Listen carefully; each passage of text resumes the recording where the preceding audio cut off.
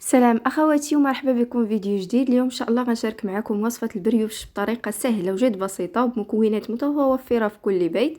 بالنسبه للمكونات غنحتاجو ملعقه كبيره ديال خميره حبيبات، ملعقه كبيره ديال السكر، وكاس حليب يكون دافئ. غنخلطوا جميع المكونات جيدا وغنخليو حتى تفعل ليا ديك الخميره.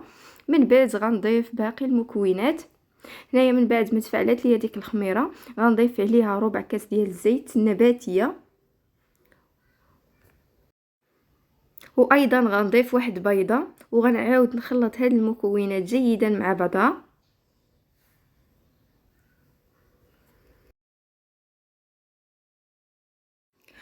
ودابا غنضيف ملعقه كبيره ديال قشور الليمون اللي كيعطي واحد النكهه، واحد الرائحه والمذاق لهاد البريوش. ممكن انكم تعوضوه بالفاني اولا بقشور الليمون البرتقال على حسب اللي متوفر عندكم. وهنايا غنضيف شويه ديال الملح، تقريبا نص ملعقه صغيره، واحد خميره ديال الحلويات وزن 7 غرام. وغنعاود نخلط هاد المكونات جيدا. من بعد غنبدا نضيف الدقيق بالتدريج حتى كنتحصل على واحد العجين اللي كيكون خفيف، ما كيجيش قاصح بحال العجين ديال السفنج. مهم انا غنستعمل الروبو، ممكن تعجنوا غير بيديكم تخدموها مزيان. وهذا هو القوام ديال العجين اللي كنتحصلوا عليه. من بعد كنجمعها بالزيت وكنخليها ترتاح حتى يضاعف الحجم ديالها. انا مباشره من بعد ما تضاعف الحجم ديالها غنشكلهم كويرات، وايضا غنخليهم يخمروا تقريبا واحد ربع ساعه. من بعد ما خمروا دهنتهم بصفار بيض وغنرشهم بالزنجلان.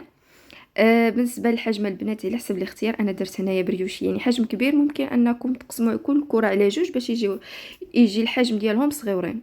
صافي مباشره غندخلهم الفران حتى يتحمروا من التحت ومن الفوق. فبقوا معايا اخواتي باش تشوفوا الشكل النهائي ديال البريوش اللي حضرت معكم اليوم.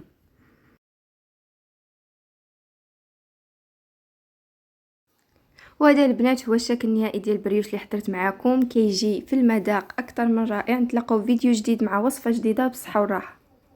ودابا غنخليكم مع بعض الصور ديال الوصفات اللي غتلقاوها في صندوق الوصف.